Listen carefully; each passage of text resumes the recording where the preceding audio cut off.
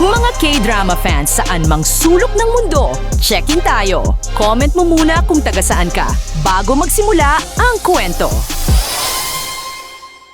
Ang binatang ito ay ipinadala sa pinaka-secure na kulungan sa buong mundo.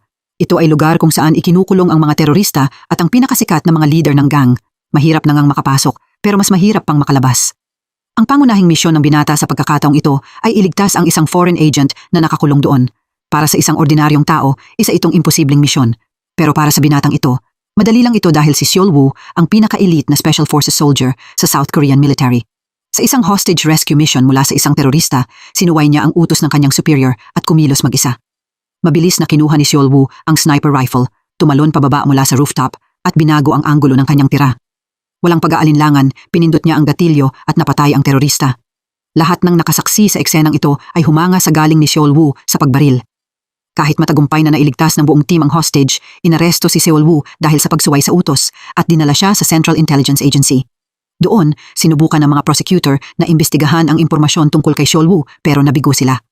Kahit ang lie detector ay hindi nakahanap ng kahit anong mali sa kanyang mga pahayag. Labis na humanga ang mga prosecutor sa talento at kalmadong kilos ni Seol Woo, kaya iminungkahi nila na maging National Intelligence Agent siya. Sa South Korea, may 3 uri ng spy. Ang white ay ang mga kumikilos ng lantaran gamit ang tunay nilang pangalan. Ang black naman ay ang mga anonymous na tahimik na nagtatrabaho sa dilim.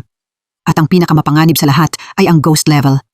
Sila ang mga taong gumagamit ng peking identity, malalim na nakapasok sa mga organisasyon at kumikilos ng buong lihim. Gusto ng kanyang mga superior na maging ghost si Seol Woo at magtrabaho sa ibang bansa. Labis na na-excite si Seol Woo sa bago niyang rank at matatag niyang tinanggap ang proposal ng kanyang mga superior. Ang unang misyon ni Seol Woo sa abroad ay lapitan ang anak ng isang Italian mafia boss. Gamit ang identity ng isang university professor, madaling nakalapit at nakilala ni Seol Woo ang anak ng boss. Gwapo at matalino si Seol Woo, kaya mabilis siyang naging kasintahan ng babae. Dahil doon, nagawa ni Seol Woo ang kanyang goal na makalapit sa boss. Sa puntong iyon, hindi na itinago ni Seol Woo ang kanyang identity. Kumpiyansa niyang tinakot ang boss nang matuklasan niyang dating agent ang lalaki. Ang pangunahing goal ni Seol Woo sa misyong ito ay hindi patayin ng boss, kundi gamitin siya. Naging ayon sa plano ang lahat ng ipinadukot ng boss, si Seol Woo. Inayos niyang ipadala si Seol Woo sa pinaka-secure na kulungan sa buong mundo. Pero hindi natakot si Seol Woo dahil ang misyon niya sa pagkakataong ito ay iligtas ang isang foreign agent na nakakulong doon. Matapos obserbahan at maintindihan ang lahat ng galaw sa loob ng kulungan, tahimik na inihanda ni na Seol Woo at ng agent ang plano nila sa pagtakas. Una, nag-ipon sila ng mga pyesa para gumawa ng bomba na magdudulot ng power outage.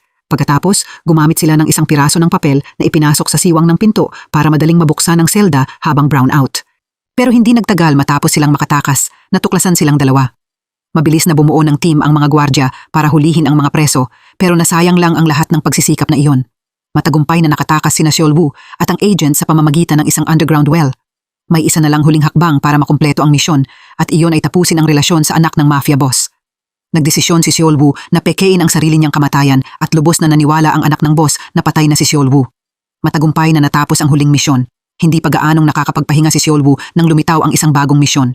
Isang agent ang naalis sa organisasyon. Nawala siya matapos magpadala ng isang huling mensahe na hanapin ang 3 inukit na kahoy na estatwa na nagtatago ng isang pambansang sikreto. Ang isa sa mga ito ay natukoy na nasa secret mansion ng isang Russian terrorist boss na nagngangalang Victor. Gusto ni Seol Woo na makadalo sa secret birthday party na ginanap ni Victor. Para magawa iyon, kailangan niyang maging personal bodyguard ng isang sikat na A-list celebrity. Ang taong iyon ay ang actor na si Woon Gwang, na kilala sa paggawa ng professional martial arts action scenes. Sa tabi ni Woon Gwang ay ang kanyang manager na si Do-ha. Habang iniimbestigahan ni Seol Woo ang impormasyon tungkol sa kanyang target, hindi inaasahang nahuli siya ni Do-ha. Inakala ni Do-ha na reporter si Seol Woo, kaya binura niya ang lahat ng larawang palihim niyang kinunan. Labis na humanga si Seol Woo sa matapang na babaeng ito. Isa siyang rosas na puno ng tinik. Kahit nabawi ni Seol Woo ang naburang data, hindi pa rin sapat ang natitirang impormasyon. Dahil doon, hanggang ngayon, wala pa ring nakukuhang kapaki-pakinabang na impormasyon si Seol Woo na may kinalaman sa misyong ito. Ngayong araw, ang filming day para sa isang commercial na tampok ang sikat na star na si Woon Gwang. Kaya maaga pa lang ay naghanda na ang lahat. Habang nasa labas si Do-ha sa balcony at nagpapahangin, bigla niyang nakita ang reporter na palihim na kumuha ng mga larawan noong nakaraang araw. Bukod pa roon, nasaksihan niya ang lahat ng diskarte ni Seol Woo para magnakaw ng mga bagay. Lihim na napansin ni Do-ha ang lahat. Habang hindi nakakapansin si Seol Woo, mabilis siyang pinigilan at hinuli ni Do-ha mismo sa lugar. Ang maingay na insidenteng ito ay ikinagulat ng buong film crew. Napatingin ang lahat sa magnanakaw na bagong huli. Sa sandaling iyon, Biglang nagmamadaling lumapit ang company director na balisa at sinabi kay Doha na bitawan siya. Hindi pa naiintindihan ni Doha ang sitwasyon nang mahigpit na siyang nahawakan ni Seolwoo. Magalang na ipinakilala ni Seolwoo ang sarili bilang bagong chief of security para sa lahat. Ang ingranding pagpapakilalang ito ay nagpahanga sa lahat. Si Woon-gwang lang ang hindi natuwa kahit kaunti. Ayaw ni Woon-gwang na may bodyguard mula sa kumpanya ng kanyang ex-girlfriend na sumusunod at nagpoprotekta sa kanya. Kahit ang pulang shirt na ibinigay ng kanyang ex-girlfriend, hindi niya kailanman sinuot. Kahit sa labas ay ipinapakita ni Woon-gwang na galit siya sa kanyang ex-girlfriend. Sa loob niya, iba ang iniisip niya. Nakatingin lang ng blanko si Woon-gwang sa kotseng sinasakyan ng kanyang ex-girlfriend habang papalayo ito. Isang masakit na pakiramdam na hindi maipaliwanag sa salita ang umusbong sa kanyang puso. Nang makita ni Doha na sobrang malungkot si Woon-gwang, lumapit siya para aliwin ito at nakaisip siya ng matalinong paraan para mapatalsik ang bodyguard. Una, tinanggap ni Woon-gwang ang bodyguard sa trabaho. Sa mahirap na ugali ni Woon-gwang, siguradong susuko at aalis ng kusa ang bodyguard. Sa puntong iyon, hindi na kailangang mag-alala ni Woon-gwang na mapasama ang loob ng major shareholder na nagbigay sa kanya ng regalong ito. Medyo malupit para kay Woon-gwang ang plano ng kanyang nakababatang kapatid na si Doha, pero excited siyang sumabay dito. Kinabukasan, tinawag ni Doha ang bagong bodyguard sa office para sa isang interview. Inihanda ni Seolwoo ang lahat ng maayos, pero hindi niya inaasahang magtatanong si Doha ng mga tricky question. Hindi inaasahan, bawat sagot ni Seolwoo ay nagpasaya kay Doha. Dahil taglay ni Seolwoo ang lahat ng kabaligtarang ugali ni Woon-gwang, nagsimulang maghanda ang lahat para sa unang araw ni Seolwoo sa trabaho. Ang unang task ni Seolwoo ay gisingin si Woon-gwang. Mahigpit na binalot ni Woon-gwang ang sarili sa kumot para pahirapan si Seolwoo. Naiinis si Seolwoo nang makita ang isang taong sobrang tamad at ayaw bumangon para pumasok sa trabaho. Malamig na kinuha ni Seolwoo ang alarm clock at pumasok sa bathroom. Gamit ang kanyang investigation report, alam ni Seolwoo na natutuwa si Woon-gwang sa pagpapahirap sa iba. Gaya ng inaasahan, si Woon-gwang ay isang psychotic pervert. Matapang siya sa mahihina at mahina siya sa malalakas. Para harapin ang kayabangan ni Woon-gwang, gumawa si Seolwoo ng timed bomb at isinabit ito sa harap ng kama. Binalaan ni Seolwoo na kung hindi pipindutin ni Woon-gwang ang button, sasabog ang bomba. Nang makita ito ni Woon-gwang, natakot siya ng sobra pero sinubukan pa rin niyang pakalmahin ang sarili. Naniniwala si Woon-gwang na peking device lang ito na ginawa ng bodyguard para lokohin siya. Malamig na ipinaliwanag ni Seolwoo ang structure at function ng bomba. Kasabay nito, umatras siya, nagsimula ng countdown at binalaan ng amo na basta pindutin nito ang stop button, hindi ito sasabog. Nakita ni Woon-gwang ang seryosong mukha ni Seolwoo at nagsimulang mag-alala para sa kanyang kaligtasan. Pagkatapos noon, nataranta siya at tumalon para pigilan ang bomba gaya mismo ng inaasahan ni Seolwoo. Sa ganoong paraan, natapos ang unang task na gisingin si Woon-gwang. Umalis si Seolwoo ng kontento habang iniwan niya ang matinding inis sa puso ni Woon-gwang. Ang susunod na schedule ni Woon-gwang ay filming. Dahil ang traffic sa highway, ibinuhos niya ang galit niya sa ibang tao. Isa itong karaniwang spoiled na ugali na makikita sa mga bata.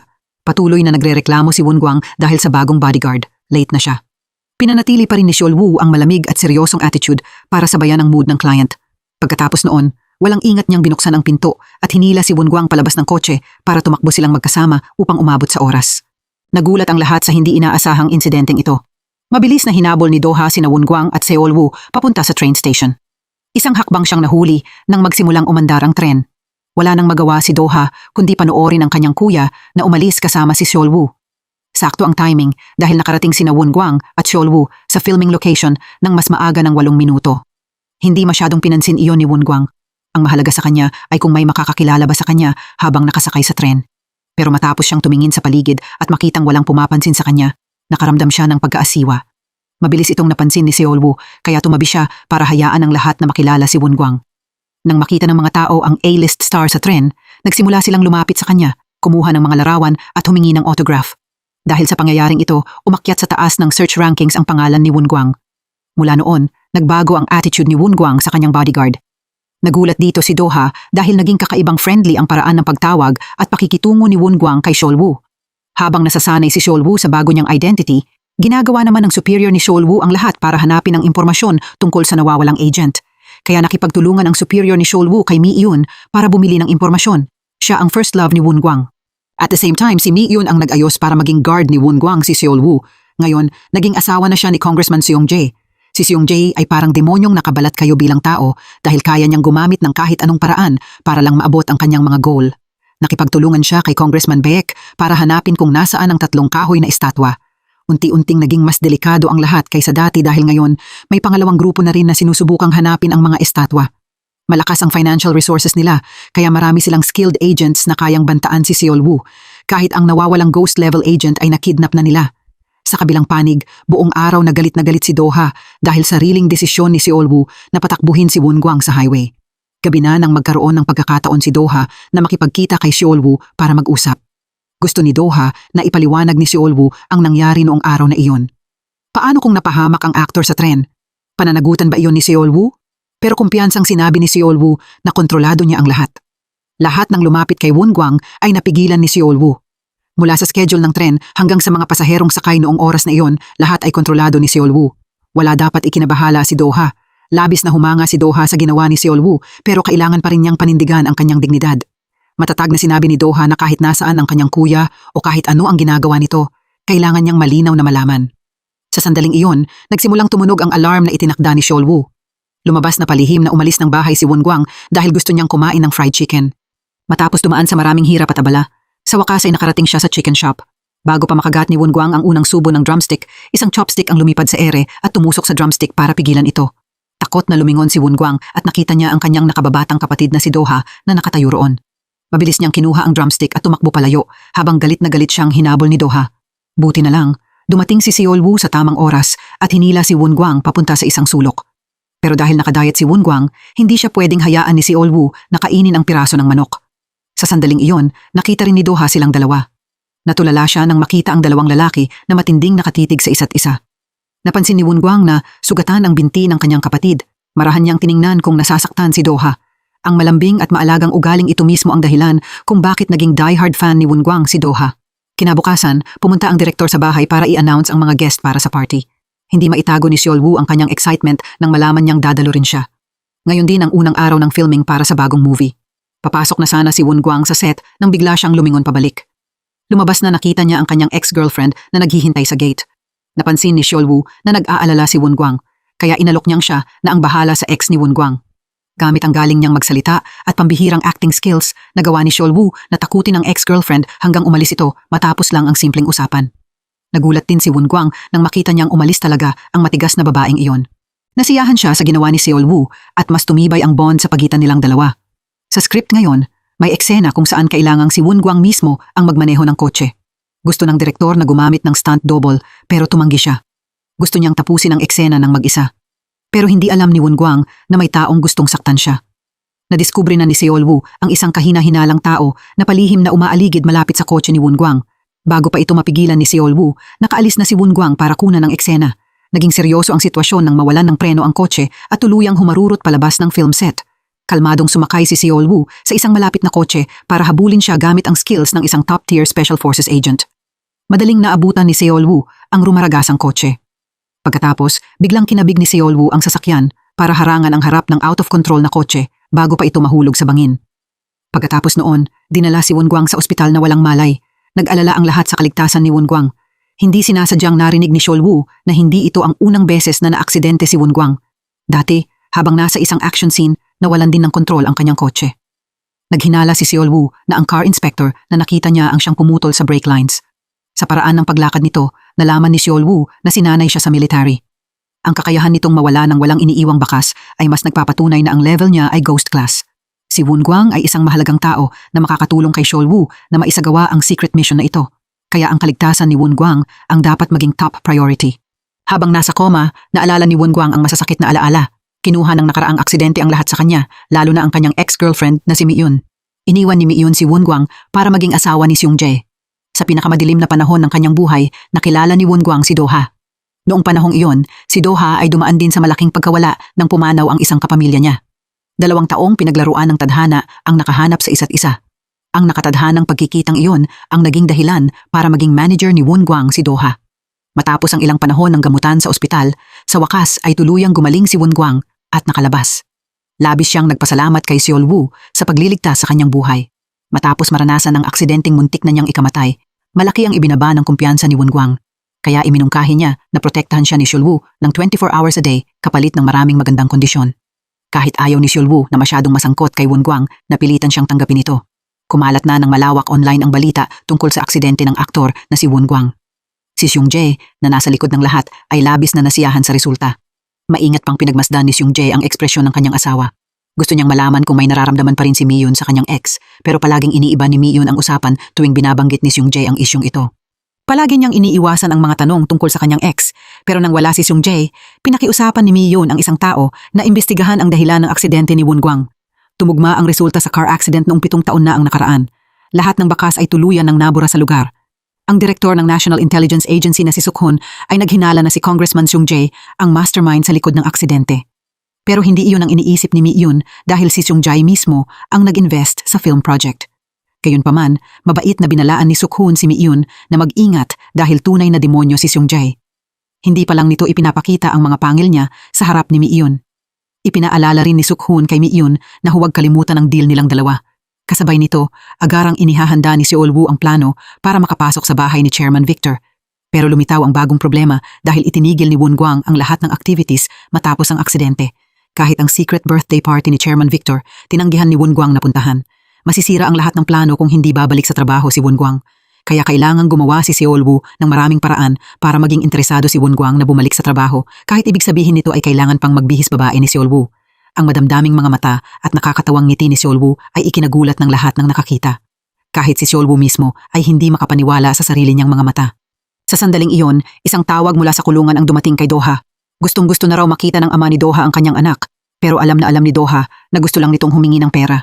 Talagang inis na inis si Doha na lagi na lang siyang kailangang magbigay ng pera sa problemadong lalaking ito. Dahil sa sama ng loob, niyaya ni Doha ang best friend niya na uminom. Kahit sinabi ni Doha na galit siya sa kanyang ama, kabisado niya ang prisoner ID number nito para makapagpadala ng pera. Kahit ang mga oras ng pagpapadala niya ng pera ay malinaw na nakatala sa kanyang notebook. Umuwi si Doha na lasing. Hakbang-hakbang, naglakad siya papunta sa kwartong tinutuluyan ni Seol-woo. Mabilis na naintindihan ni Seol-woo ang nangyayari kaya agad niyang nilak ang pinto. Akala ni Seol-woo ay nagawa niyang papuntahin si Doha sa ibang lugar pero nagkamali siya. Bahagyang ngumiti si Doha at inilabas ang spare key sa mismong harap ng walang magawang mga mata ni Seol-woo. Wala siyang nagawa kundi humiga ng tahimik at pakinggan si Doha habang inilalabas nito ang laman ng puso niya. Matapos makulong ang kanyang ama, pumunta ang mga naniningil ng utang sa burol ng kanyang lolo at binugbog si Doha. Pinilit nila siyang bayaran ang utang ng kanyang ama. Minsan ay naisip ni Doha na lisanin ang mundong ito, pero pagkatapos ay nakilala niya si Woon-gwang. Siya ang nagpakita kay Doha na marami pang tao sa labas na mas malas pa kaysa sa kanya. Noong panahong iyon, iniwan si Woon-gwang ng kanyang ex-girlfriend. Iniwan siya ng babae para pakasalan ang isang sikat na conglomerate chairman. Pagkatapos sabihin ang lahat ng iyon, bumagsak si Doha sa kama at nakatulog. Matapos marinig ang kanyang kwento, nakaisip din si Seol-woo ng paraan para pilitin si Woon-gwang na bumalik sa trabaho. Plano niyang gamitin ang ex-girlfriend ni Woon-gwang para galitin si Woon-gwang. Nauna si Seol-woo na yayain si Woon-gwang na uminom ng beer at mag-usap. Pagkatapos noon, mahusay niyang ginalaw ang mga nakatagong emosyon ni Woon-gwang. Mula roon, ibinunyag ni Seol-woo ang sikreto na siya ang bodyguard na ipinadala ng ex-girlfriend ni Woon-gwang. Kahit minsan nang naghinala si Woon-gwang tungkol dito, nagulat pa rin siya nang marinig itong kinumpirma mismo ni Seol-woo. Pero mabilis na iminungkahi ni Woon-gwang na tunay na maging tauhan niya si Seol-woo. Gayunpaman, tumanggi si Seol-woo dahil pinaglilingkuran lang niya ang mga may mas mataas na rank. Mas lalo nitong dinagdagan ang apoy ng sama ng loob sa puso ni Woon-gwang. Kinabukasan agad, bumalik sa trabaho si Woon-gwang. Ang unang schedule ay ang birthday party ng billionaire na si Victor. Sobrang higpit ng security doon, kaya kahit daga ay hindi makakalusot. Tanging ang mga may invitation card lang ang pinapayagang makapasok. Matapos matagumpay na makapasok ni Seol-woo sa building, mabilis siyang nagsuot ng special tracking device para iscan ang layout ng bahay. Lumitaw rin si Chairman Victor. Excited niyang inimbita si Woon-gwang na tingnan ang kanyang secret collection. Pagkatapos ng party, hindi nagtagal, dinala si Woon-gwang ng mga tauhan ng chairman sa secret room. Lahat ay nangyayari ayon sa planong ginawa ni Seol-woo. Pero sa huling sandali, gusto ni Woon-gwang na sumama sa kanya si Seol-woo. Ibig sabihin nito, wala nang oras si Seol-woo para nakawin ng kahoy na estatwa. Wala namang dahilan si Seol-woo para tanggihan ang request ni Woon-gwang. Ngayon, makakapasok lang si Seol-woo sa room at makakaisip ng bagong tactical plan. Ang countdown timer ay nagbigay lang sa kanya ng 3 minuto bago matapos ang lahat. Bago dumalo sa party, nakipagkita si Seol-woo sa Russian Intelligence Agency para humingi ng tulong. Hahanap si Seol-woo ng ebidensya para madiin si Chairman Victor. Kapalit nito, magpapakawala ang Russian side ng electromagnetic interference pulse sa building. Ngayon, magagamit lang ni Seol-woo ang Plan B para makumpleto ang misyon. Sa loob ng secret room ay may mga cultural heritage mula sa iba't ibang parte ng mundo. Pero ang nakakuha ng atensyon ni Seol-woo ay isang maliit na kahoy na estatwa na nakalagay sa sulok ng room. Sa sandaling iyon, pinakawalan din ng mga Russian ang interference pulse sa building. Tumigil ang lahat ng electronic devices. Agad na hinigpitan ang security. Kahit sobrang galit, itinuloy pa rin ni Chairman Victor ang birthday party ayon sa plano. Sinamantala ni Seolwoo ang sandaling nakatuon ang lahat sa performance at tahimik siyang nakaalis ng walang ingay. Pagkatapos, pumasok siya sa BA floor kung saan naroon ang secret room. Kahit mabigat ang bantay sa lugar, madali pa ring nakalusot si Seolwoo. Malamig niyang pinabagsak ang lahat ng guard na nakatayo sa harap ng room. Pagkatapos, mabilis niyang binasag ang glass pedestal para kunin ang mga estatwa. Pagkatapos noon, pinakuha ni Seolwoo sa isang tao ang marked statue para mailabas ito sa lugar. Sa sandaling iyon, napansin din ni Doha na wala ang bodyguard. Dahil nag-aalala, agad niya itong hinanap. Pagdating niya sa hagdan, nakita ni Doha si Seolwoo na tumatalon pababa mula sa upper floor habang hinahabol siya ng 2 guard. Mabilis na niyakap ni Seolwoo si Doha na kunwaring magkasintahan para malinlang ang mga guard. Matapos lumipas ang panganib, malamig na sinabi ni Seolwoo kay Doha na kalimutan ang nangyari. Pagkatapos, mabilis siyang bumalik sa party, iniwan si Doha na natulala at walang maintindihan. Agad pagkatapos noon, sumugod ang Russian forces sa party para arestuhin si Chairman Victor. Naging magulo ang party. Pagbalik ng grupo ni Doha sa hotel para maghanda sa flight pauwi, naghihinala pa rin si Doha sa identity ni Seolwoo bilang bodyguard, kaya iminungkahi niyang makipagkita kay Seolwoo ng pribado. Hindi niya maintindihan ang nangyari noong araw na iyon. Kahit labis na gustong marinig ni Doha ang katotohanan mula kay Seolwoo, pareho pa rin ang sagot nito. Hindi. Gusto ni Seolwoo na ilihis ang atensyon ni Doha, kaya nagsimula siyang magsabi ng mga malalambing na salita para mapasa kanya ito. Sa sandaling naramdaman ni Doha na nanghina ang puso niya, agad na tumayo si Seolwoo at umalis. Matagumpay na natapos ang secret mission. Naipadala na pabalik sa Korea ang kahoy na estatwa. Matapos iskan ni Seolwoo ang loob ng estatwa, natuklasan niya ang isang nakatagong susi, pero isang piraso lang ito ng susi.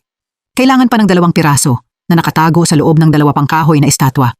Ito ang pinakaimportanteng bahagi ng misyon sa pagkakataong ito. Ang pagtatapos ng misyon ay siya ring sandali na bibitawan ni Seolwoo ang kanyang identity bilang bodyguard. Plano niyang pasabugin ang kotse gaya ng ginagawa niya sa mga overseas mission niya, pero pinigilan siya ng kanyang superior. Sa Korea, pwede lang mawala si Seolwoo sa pamamagitan ng resignation o pagtanggal sa trabaho. Tuwang-tuwa si Seolwoo sa ideya ng paggawa ng gulo para matanggal sa trabaho. Kaya sa susunod na working day, ipinakita ni Seolwoo ang hindi kanais-nais niyang ugali. Nakipag-agawan siya ng upuan kay Won-gwang at nagpakita ng masamang attitude sa lahat. Ginawa ito ni Seolwoo para mainis sa kanya si Won-gwang at tanggalin siya. Pero bumaliktad ang lahat. Inisip ni Won-gwang na pagod lang ang kanyang bodyguard. Si Doha lang ang nagkamali ng intindi. Akala niya, ganoon kumilos si Seolwoo dahil nagseselos ito sa pagiging close nila ni Won-gwang. Nang gabing iyon, nagkaroon ng hot pot party ang grupo para ipagdiwang ang matagumpay na pagtatapos ng kanilang trabaho. Sa unang pagkakataon, nilabag ni Seolwoo ang sarili niyang rule. Uminom siya ng alak habang working hours. Mas lalo nitong pinalaki ang maling akala ni Doha. Dahil dito, sunod-sunod siyang uminom ng baso nang hindi tumitigil. Natakot ang lahat nang makita nilang patuloy na umiinom si Doha nang walang kontrol. Sa huli, wala nang choice si Seolwoo kundi pigilan siya dahil natatakot siyang pumasok na naman ito sa maling room gaya noong nakaraan. Binigyan ni Seolwoo si Doha ng basong walang laman para pigilan siyang uminom. Pero mas lalo pang lumubog si Doha sa sarili niyang ilusyon. Akala niya, pag-ibig iyon. Nang makita niyang lumalabas mag-isa si Seolwoo, sinundan siya ni Doha. Patuloy siyang nagsasalita ng kung ano-ano na hindi niya kayang tanggapin ang pag-ibig ni Seolwoo. Kaya pwede ba silang maging colleagues na lang? Pero umiling si Seolwoo at tumanggi dahil ang lahat ng ginawa niya ay para matanggal sa trabaho. Hindi na siya kailanman magsisimula ulit. Kinabukasan, pumunta si Seolwoo kay Won-gwang para humiling ng resignation pero hindi pumayag si Won-gwang. Gusto pa rin niyang manatili si Seolwoo sa tabi niya dahil si Seolwoo ang kanyang best brother. Malamig na inilapag ni Seolwoo ang resignation letter at umalis habang walang magawa si Won-gwang. Kasabay nito, pumunta si Doha sa kulungan para bisitahin ang kanyang ama. Sobrang inis siya nang makita ulit ito dahil lagi itong humihingi ng pera sa kanya. Biglang tinanong ng kanyang ama si Doha tungkol sa regalong ibinigay niya noon. Iyon ay isang napakahalagang bagay na gusto niyang itago ni Doha hanggang sa araw na makalabas siya. Lumitaw na ang impormasyon tungkol sa ikalawang estatwa. Kasalukuyan itong nasa kamay ng isang antique dealer na may palayaw na golden finger. Pag-uwi ni Doha, narinig niya ang balita na nagsumaite si Seolwoo ng resignation. Agad niyang hinanap si Seolwoo para tanungin ang tunay na dahilan. Prangka namang sinabi ni Seolwoo na hindi niya gusto si Doha kahit kaunti. Si Doha lang ang nag-imagine ng lahat at naniwalang totoo iyon. Dahil doon, sobrang napagod at nandidiri si Seolwoo. Tumama sa pride ni Doha ang masasakit na salitang iyon. Hindi siya makapaniwalang ganoon siya kalalim na kinasusuklaman. Pinigilan lang niya ang kanyang luha hanggang sa makalayo si Seolwoo. Ilang hakbang pa lang ang nagagawa ni Seolwoo nang tumawag ang kanyang superior at sinabi nitong bawiin niya ang resignation. Kahit sobrang inis si Seolwoo dahil palaging kinokontra ng kanyang superior ang mga plano niya dahil agent siya, wala siyang choice kundi tanggapin ang panlilinlang sa puso ni Doha para maabot ang final objective. Binago ni Seol Woo ang kanyang attitude at humakbang palapit para bigyan si Doha ng matamis na halik. Labis na nagulat si Doha sa halik na ito. Nabigla siya sa matapang na ginawa ni Seol Woo at agad siyang sinampal nito. Kahit pinakinggan niya ang matamis na paliwanag ni Seol Woo, hindi pa rin niya ito kayang patawarin agad. Tinalikuran na lang siya ni Seol Woo at umalis, iniwan si Doha na nakatayong mag-isa sa harap ng shop. Ang target ng misyong ito ay si Doha. Kailangang gawin ni Seol Woo ang lahat para mahanap ang singsing na ibinigay ng ama ni Doha sa kanya noon. Isa itong mahalagang clue para mabuksan ang sikreto ng ikalawang estatwa. Kahit bahagi rin ng skill set ng isang agent ang pagpapakilig, sa pagkakataong ito may masamang kutob si Seol Woo. Maagang-maaga noong umaga, bumalik si Seol Woo sa bahay ni Woon Gwang. Nang marinig ni Woon Gwang ang matigas na boses ng kanyang bodyguard na si Seol Woo, agad siyang napatalon sa gulat. Bumalik na sa trabaho ang kanyang best brother. Si Doha lang ang naiilang sa tuwing nakakasalubong niya si Seol Woo sa set. Ang malalambing na salita at affectionate gestures ni Seol Woo ay medyo nakakatakot para kay Doha. Nararamdaman din ni Woon Gwang na may kahina-hinala sa likod ng relasyon ni Seol Woo at Doha. Lalong naging curious si Woon Gwang nang makita niyang maliwanag ang ngiti ni Doha habang nagte-text kay Seol Woo. Ang relasyon ng dalawa ay unti-unting naging pinakamalaking tanong sa isip ni Woon Gwang. Kasabay nito, palihim na pumapasok si Seol Woo sa bahay ni Doha para hanapin ang singsing. Pero kahit halughugin niya ang buong lugar, wala siyang mahanap na kahit anong clue. Nakaramdam si Seol Woo ng kawalan ng magawa sa kanyang misyon. Bigla siyang nagulat sa tunog ng tumutunog na phone. Hindi inaasahan, si Woon Gwang pala ang tumatawag sa oras na iyon. Lumabas na gusto ni Woon Gwang na mag-dinner kasama ang kanyang bodyguard sa isang fancy restaurant. Kasabay nito, gusto niyang alamin ang nararamdaman ni Seol Woo para kay Doha. Habang nag-uusap sila, isang batang lalaki ang lumapit para magpa-picture kasama ang kanyang idol. Ang mas nakakagulat pa, ang batang iyon ay panganay na anak ni Miayon. Muling nakaharap ni Woon Gwang ang taong iniwan siya noong mahirap na panahon ng buhay niya. Dahil dito, pumangit ang mood niya. Sa huli, nagdesisyon siyang umuwi para mag-relax. Hindi inaasahang binanggit ni Woon Gwang ang tungkol sa love life ni Seol Woo. Naawa siya kay Seol Woo dahil nasangkot ito sa love triangle dahil may gusto si Seol Woo kay Doha habang gusto naman ni Doha si Woon Gwang. Pero kahit ano pa ang dahilan, kapatid lang ang tingin ni Woon Gwang kay Doha. Kaya kung maglakas loob si Seol Woo na gumawa ng masama kay Doha, hinding-hindi siya patatawarin ni Woon Gwang. Kinabukasan, sobrang galit si Doha dahil alam na ni Woon Gwang ang lahat. Bakit sinabi ni Seol Woo ang totoo sa ibang tao? Hindi nagtagal, may masamang nangyari kay Seol Woo dahil tila nabunyag na ang kanyang misyon. Binabantayan na rin ang mga high-ranking agents, kaya nagdesisyon ang lahat na pag-usapan ng plano kasama si Seol Woo. Iminungkahi ni Seol Woo na gamitin ang kahoy na estatwa bilang pain para maengganyo ang kalaban. Sadyang ilalabas ni Dong Hyun ang lokasyon ng statue transaction para makuha ang atensyon ng kalaban. Nang pumasok si Dong Hyun sa kanilang paningin, diretsong kumilos ang assassin para patayin siya. Pero hindi inaasahan, gawa pala sa pinakamakapal na bulletproof glass ang mga bintana ng kotse ni Dong Hyun. Ang assassin, mula sa isang cold-blooded hunter, biglang naging mahinang prey. Bago pa siya makatakas, binaril siya ni Seol Woo sa balikat. Napagtanto ng assassin na napasok siya sa isang ambush, kaya sinubukan niyang tumakas. Kumuha siya ng smoke bomb mula sa kanyang katawan para harangan ang paningin ni Seol Woo. Dahil doon, nakagawa siya ng sapat na layo para makawala sa pagkakaharang.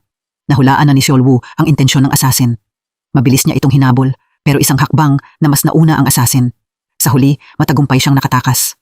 Ang assassin na ito rin ang dahilan ng aksidente ni Woon Gwang. Matapos mabigo ang planong hulihin ng assassin, bumalik si Seol Woo sa kanyang karaniwang trabaho.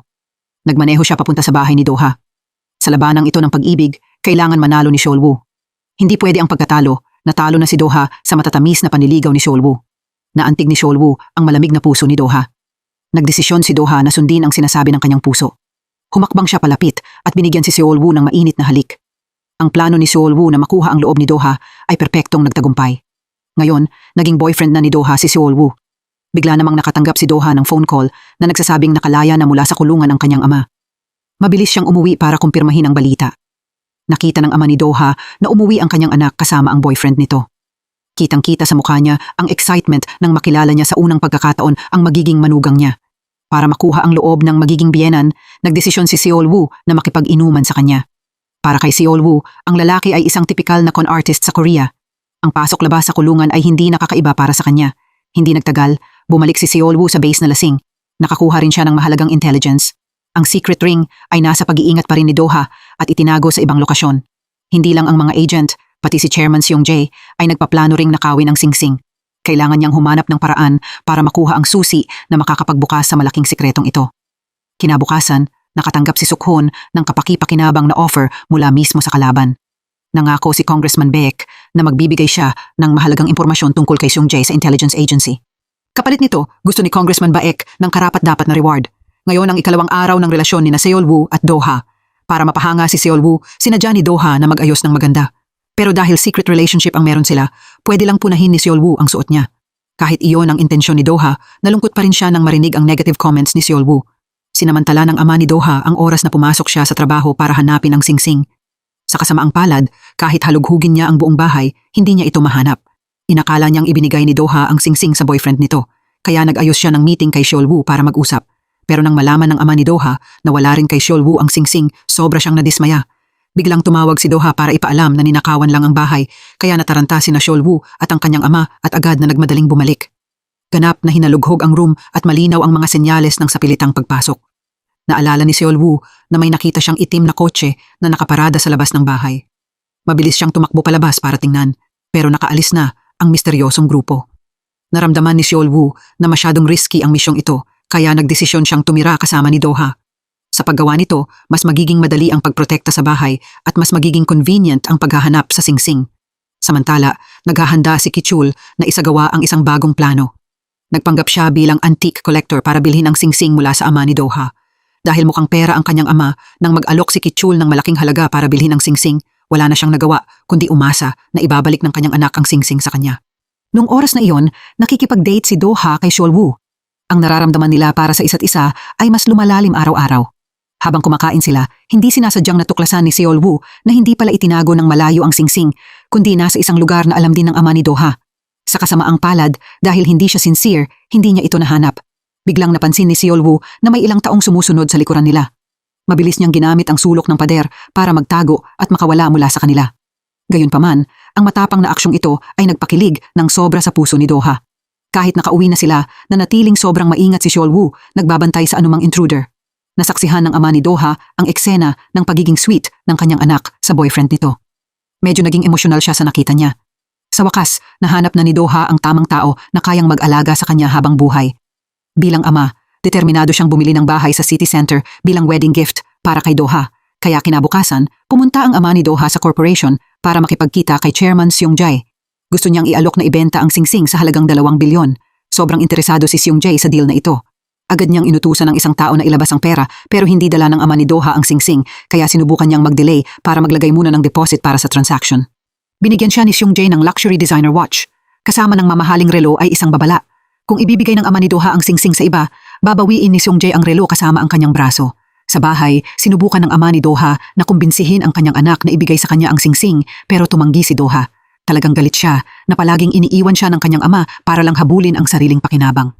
Kahit noong burol kung saan inatake si Doha, nanahimik lang ang kanyang ama at lumakad palayo. Iyon ang huling patak na tuluyang sumira sa relasyon nilang mag-ama. Sa pagkakataong ito, ganoon pa rin. Hindi nagbago ang kanyang ama. Mas marami lang siyang ginawang gulo, kaya nasaktan ng sobra si Doha. Dumating si Seol Woo para aliwin si Doha. Gusto niyang mag-isip muna ito ng mabuti bago gumawa ng kahit anong aksyon. Sa isang emosyonal na sandali, ibinunyag ni Doha na nakatabi ang singsing sa kanyang lolo. Kung tunay na nagbago ang kanyang ama ng may sincerity, dapat pumunta siya sa lolo niya para kunin ang singsing. Ngayong alam na ni Seol Woo ang lokasyon ng singsing, agad siyang pumunta sa puntod ng lolo ni Doha. Ang sandaling nakita ni Seol Woo ang singsing ay siya ring sandali na binitiwan niya ang kanyang identity bilang boyfriend ni Doha. Kinabukasan, nag-ayos ang ama ni Doha ng meeting kay Seol Woo para mag-usap. Excited niyang ibinahagi na naibenta na niya ang singsing kay Seung Jae kasama ang luxury watch na ibinigay sa kanya ni Seung Jae. Agad na napagtanto ni Seol Woo na may nakakabit na listening device sa relo. Kaya mabilis niyang kinontak si Doha para siguraduhin ang kaligtasan niya. Pero huli na ang lahat. Nakidnap na si Doha. Wala nang choice si Seol Woo kundi pumunta mag-isa para iligtas si Doha mula sa kamay ng masasamang tao. Matapos makuha ang lokasyon kung saan nakakulong si Doha, agad na kumilos si Seol Woo. Maingat niyang sinuri ang bawat sulok. Hakbang-hakbang, lumapit siya sa container kung saan nanggagaling ang signal. Nang bubuksan na sana niya ang container, bigla siyang nakaramdam ng masamang kutob. Gamit ang karanasan ng isang top-level agent, sinimulan niyang isipin ulit ang bawat hakbang na ginawa niya. Walang kahit isang guard na humarang sa kanya at wala ring surveillance cameras, kaya iisa lang ang posibilidad na natira. Sa likod ng pintong ito ay isang bomba. Itinuon ni Seol Woo ang kanyang atensyon sa isang tambak ng wooden crates at napansin niya ang isang countdown device. Kahit isa siyang experienced combat agent, bawat pag-defuse niya ng bomba ay parang pagsusugal sa kamatayan. Kalmado niyang pinutol ang bawat wire bago umabot sa 0 ang timer. Ang tunay na pressure ay dumating sa huling 2 wire. Isang maling putol lang at agad nasasabog ang bomba. Medyo nag-alangan si Seol Woo sa blue wire pero sa huli, pinagtiwalaan niya ang kanyang instinct.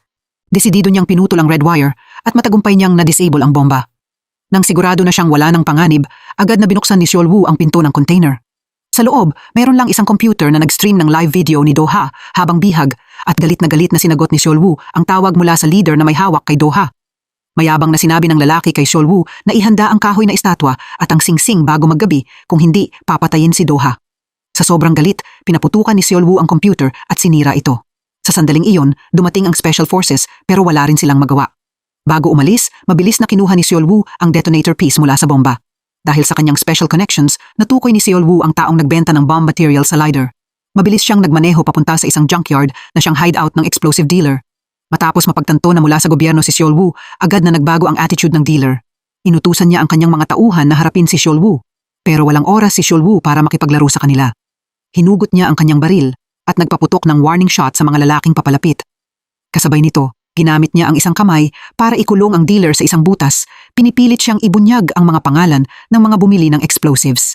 Samantala, ini-interrogate ng mga kidnapper si Do-ha tungkol sa singsing. Ipinakilala ng isa sa kanila ang sarili bilang miyembro ng National Intelligence Agency. Ang dahilan ng pagkidnap kay Do-ha ay para hanapin ang singsing na itinago ng kanyang ama dahil direktang naapektuhan nito ang buhay ng maraming tao. Nagduda si Do-ha sa sinabi niya. Nagpatuloy siya sa pagtatanong, tinatanong kung sino ang nakakaalam ng lokasyon ng singsing. Sa sandaling iyon, naisip ni Do-ha na si Seol Woo lang ang nakakaalam ng sikreto. Naalala rin niya ang kahina-hinalang kilos ni Seol Woo noong birthday party ni Chairman Victor. May sense ang lahat ng sinabi ng kidnapper. Dahil dito, nagsimulang maghinala si Do-ha sa tunay na identity ni Seol Woo. Kasabay nito, natuklasan ang identity ng traitor na agent. Naiulat siya na nawawala habang nasa foreign mission at agad siyang inilagay ng intelligence agency sa national wanted list para mahanap ang traitor. Pumunta si Seol Woo kay Congressman Baek. Madali niyang tinalo ang mga bodyguard bago itinutok ang baril sa ulo ni Congressman Baek para takutin siya. Matapos makumpirma ang hideout ng kalaban, mabilis na bumalik si Seol Woo sa base para ihanda ang mga gamit para sa exchange. Kahit mahigpit na binabantayan si Do-ha, nagawa pa rin niyang magnakaw ng mobile phone. Agad niyang tinawagan si Won Gwang para humingi ng tulong. Nagulat si Won Gwang nang marinig na nakidnap si Do-ha. Dumiretso siya sa bahay ni Seol Woo para alamin kung ano ang nangyayari. Sa sandaling iyon, palabas pa lang si Seol Woo, iniisip na kahina-hinalang tao si Won Gwang. Pinigilan siya ni Seol Woo. Matapos makumpirma na si Won Gwang ngayon, ibinunyag ni Seol Woo ang tunay niyang identity. Sobrang ikinagalit ito ni Won Gwang pero kahit galit na galit siya, mas mahalaga ang iligtas si Do-ha.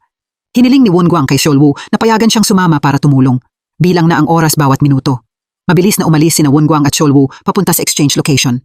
Magpapanggap si Won Gwang na siya ang gagawa ng exchange habang papasok naman si Seol Woo sa warehouse kung saan hawak ng mga kidnapper ang hostage.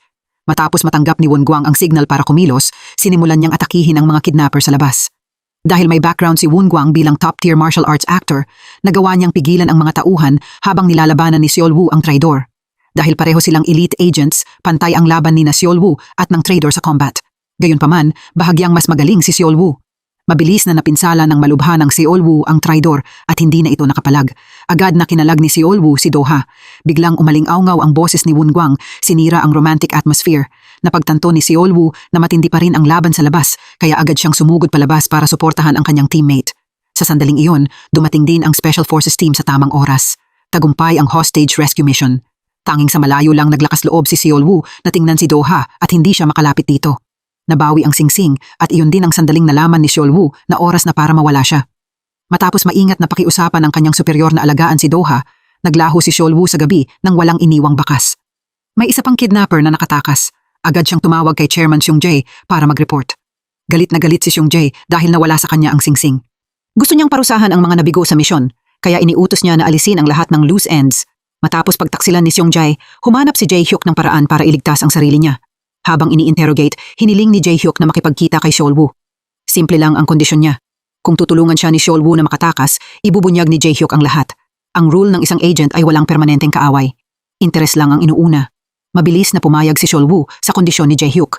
Nailigtas sina Do-ha at Won Gwang at agad silang pinapirma ni Dong-hyun ng confidentiality agreement para panatilihin ang national secrets. Pero tumanggi si Do-ha na pirmahan ang request. Determinado siyang makipagkita kay Seol Woo at magkaroon ng maayos na pag-uusap. Walang ibang choice si Dong-hyun kundi sundin ang gusto ni Do-ha. Muling nagkita sina Do-ha at Seol Woo sa isang awkward na atmosphere. Kahit gustong-gusto ni Seol Woo na tanungin ang mga sugat ni Do-ha, hindi niya magawang magsalita. Alam niyang government agent siya at hindi pwedeng magpatuloy ang relasyong ito. Tanging ang totoo tungkol sa kanyang mission lang ang nasabi ni Seol Woo sa kanya. Kahit hindi niya maipaliwanag ang lahat ng detalyado, may isang bagay na sigurado. Kapag kumpleto na ang misyon, tahimik na mawawala si Seol-woo. Sobrang nagulat si Do-ha nang marinig na aalis si Seol-woo. Sinubukan niyang kumapit sa kaunting pag-asa para sa kanilang relasyon. Tinanong niya kung peke ba ang nararamdaman ni Seol-woo. Malamig na sumagot si Seol-woo na bilang agent, madalas siyang kailangang magsinungaling at ang nararamdaman niya para kay Do-ha ay tool lang para matapos ang misyon. Hindi makapaniwala si Do-ha sa narinig niya. Ang pakiramdam ng pagtataksil ay dumurog sa matatag niyang puso. Kahit ganoon, pinirmahan pa rin niya ang confidentiality agreement. Hindi inaasahan, si Woon-gwang pala ang humiling kay Seol-woo na mawala sa relasyong ito. Kahit guilty siya, ito lang ang paraan ni Woon-gwang para protektahan ang mahal niyang nakababatang kapatid. Muling bumalik si Seol-woo sa kanyang tungkulin. Kinabukasan, nagsuot siya ng sing-sing at nag-disguise bilang isang chairman para makapasok sa hotel. Nakipagtulungan siya sa isa pang agent para linlangin ang mga hotel receptionist. Matapos makuha ni Seol-woo ang VIP auction entry card, mabilis niyang tinanggal ang disguise at bumalik sa trabaho. Sa sandaling iyon, ang emosyon ay hadlang lang sa isang urgent mission. Malamig lang na pinanood ni Seol-woo si Do-ha na nakatayong mag-isa sa labas ng pinto. Hindi niya kayang bigyan ito ng kahit anong pag-asa tungkol sa kanilang relasyon. Mabilis na kumakalat sa buong company ang chismis na sinaktan ni Seol-woo si Woon-gwang. Naniniwala ang lahat na malamang ay marami nang tiniis si Seol-woo kaya tuluyan siyang sumabog ng ganoon. Pero ang tunay na inaalala ni Woon-gwang sa sandaling iyon ay ang emotional state ni Do-ha. Matapos mawala si Seol-woo, matindi ang naging tama sa mental state niya. Hindi na kayang magtiwala ni Do-ha sa kahit sino. Hindi kayang tiisin ni Woon-gwang na makita si Do-ha na naghihirap ng ganoon. Kaya hinanap niya si Seol-woo para makipag-usap. Gusto ni Woon-gwang na anyayahan si Seol-woo na bumalik bilang bodyguard niya, pero tumanggi ito para kay Seol-woo tapos na ang identity na iyon. Kinabukasan, inaresto ang ama ni Do-ha sa hinalang pagpatay. Sobrang nagulat si Do-ha nang marinig ang balita. Tinawagan niya si Dong-hyun at nagmakaawang tulungan siya. Natatakot si Do-ha na ang sing-sing ang dahilan kung bakit naipadala sa kulungan ang kanyang ama. Pero dahil may kinalaman ito sa national security, walang maibunyag pa si Dong-hyun. Tanging ang hiling lang niya kay Do-ha ay magtiwala ito sa kanya na ayusin ang kaso. Gayunpaman, hindi na kayang umupo at maghintay ni Do-ha. National Intelligence Serviceman o Prosecutor's Office, wala sa kanila ang mapagkakatiwalaan. Ang tanging taong makakatulong sa kanyang ama sa sandaling iyon ay si Seol-woo. Nagmakaawa si Do-ha kay Woon-gwang na dalhin siya para makipagkita kay Seol-woo. Sobrang guilty si Seol-woo na nadamay ang ama ni Do-ha sa misyong ito. Naging curious si Woon-gwang nang makita niya ang awkward na kilos ni Seol-woo. Gusto niyang sabihin ni Seol-woo kung anong tulong ang kailangan nito kung tungkol ito sa national security o kay Do-ha. Handa si Woon-gwang na tumulong. Hindi nagdalawang isip si Seol-woo na humiram ng $5 milyong. Nagulat si Woon-gwang sa request. Kasalukuyang may internal issues ang intelligence agency dahil sa mga puwersang nakikialam. Ang deadline ay tanghali kinabukasan. Kapag na-miss nila iyon, mawawalan ng saysay ang lahat. Pakiramdam ni Do-ha ay hindi niya mapagkakatiwalaan si Seol-woo. Kaya pinayuhan niya si Woon-gwang na huwag siyang pahiramin ng pera. Matapos mag-isip sandali, sa wakas ay nagdesisyon si Woon-gwang na mag-invest kay Seol-woo. Basta masisiguro ni Seol-woo na makakalaya ang ama ni Do-ha mula sa kulungan, sulit ang kahit anong halaga ng pera. Kahit pumayag si Woon-gwang na pahiramin si Seol-woo ng pera, kailangan ni Do-ha ng isang uri ng garantiya, kaya pinapirma niya si Seol-woo ng contract of servitude. Napilitan siyang bumalik bilang bodyguard niya at kailangang manatili sa tabi ni Woon-gwang sa lahat ng oras. Hindi na pwedeng bigla na lang mawala si Seol-woo ulit. Lahat ng ginagawa niya ay kailangang i-report kay Woon-gwang. Hindi makatuwiran ang request pero wala nang ibang choice si Seol-woo. Sa paghahanap ni Seung-jae ng kapalit ni Assemblyman Baek, kinontak niya si Suk-hun. Nagbigay ng offer si Seung-jae. Kung papayag si Suk-hun na ibigay ang 2 nawawalang susi, susuportahan siya ni Seung-jae na maging bagong direktor ng intelligence agency. Kahit matatag na tinanggihan ni Suk-hun ang offer, napaisip pa rin siya sa proposal, lalo na dahil nasa kulungan ang kanyang pinagkakatiwalaang junior na si Dong-hyun. Ngayon ang unang araw ni Seol-woo sa pagbabalik niya bilang bodyguard. Malugod na sinalubong ng lahat sa team ang pagbabalik niya. Lahat maliban kay Woon-gwang na hindi masyadong masaya dahil ngayon kailangan niyang pumunta sa bangko para mag-withdraw ng pera. Paulit-ulit na binabanggit ni Woon-gwang ang halagang $5 milyong sa harap ni Seol-woo, umaasang magbabago ang isip nito. Pero ang natanggap ni Woon-gwang bilang kapalit ay isang nagmamakaawang tingin at ang malambing na tawag na Hyung mula kay Seol-woo. Iyon ang unang beses na nakita ni Woon-gwang na umasta ng ganoon si Seol-woo. Matagal na nag-alangan si Woon-gwang bago niya napakalma ang sarili at napindot ang transfer button. Gayunpaman, may kasama itong kondisyon. Kailangang ayusin ni Seol-woo ang meeting ni Woon-gwang kay Mi-yoon. May mga bagay na kailangang kumpirmahin ni Woon-gwang ng personal sa kanyang ex-girlfriend. Mabilis na kumilos si Seol-woo gamit ang satellite equipment. Mabilis niyang natukoy ang kinaroroonan ni Mi-yoon. Nagsimula ang plano ng maglagay si Woon-gwang ng signal jamming device sa ilalim ng kotse ni Mi-yoon. Habang sinusuri ng bodyguard nito ang kondisyon ng sasakyan, mabilis na ninakaw ni Seol-woo ang susi ng kotse mula sa bodyguard. Pagkatapos noon, nilapitan ni Seol Woo si Mi Yun para dalhin siya sa lugar kung saan naghihintay si Won Guang. 5 minuto lang ang oras na pinapayagan para sa kanilang pag-uusap. Gustong-gustong malaman ni Won Guang kung bakit nagawa ni Mi Yun na iwan siya kahit paano pa niya ito itanggi. Nang tumingin si Won Guang sa mga mata ni Mi Yun, alam niyang nagsisinungaling siya. Matapang pang idineklara ni Won Guang na hinding-hindi siya aatras sa harap ng asawa ni Mi Yun. Kahit ano pa ang gawin ni Seung Jae para gambalain ang filming, hinding-hindi susuko si Won Guang. Bago umalis, binigyan ni Mi Yun si Won Guang ng isang payo. Huwag na huwag siyang lalaban kay Seung Jae at huwag na rin niya itong kitain ulit.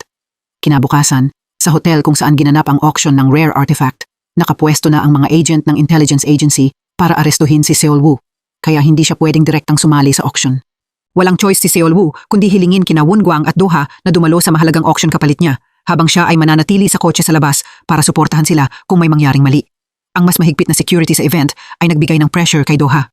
Kahit saan siya lumingon, pakiramdam niya ay may nakatingin sa kanya. Napansin ni Seol Woo ang tensyon niya, kaya kinausap niya ito para mabawasan ang pressure. Sinabi niya rito na kumilos lang ng natural at kumpiyansa sa harap ng lahat. Ang lahat ng iba pa ay mangyayari ayon sa kanyang mga plano. Samantala, nagsimula na ring kumilos si Congressman Baek. Inutusan niya si Jae-hyuk na linisin ang aftermath.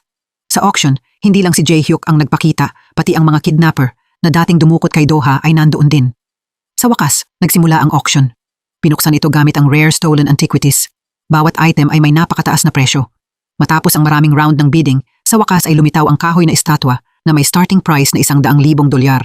Hindi lang ang team ni Seol Woo, pati si Chairman Seung Jae ay nagpadala rin ng taong magbibid para sa kanya. Kahit gaano kataas ang bid ni Won Guang, palaging mas tataasan ito ng tao ni Seung Jae. Nagsimulang tumaas ng sobra ang presyo ng item.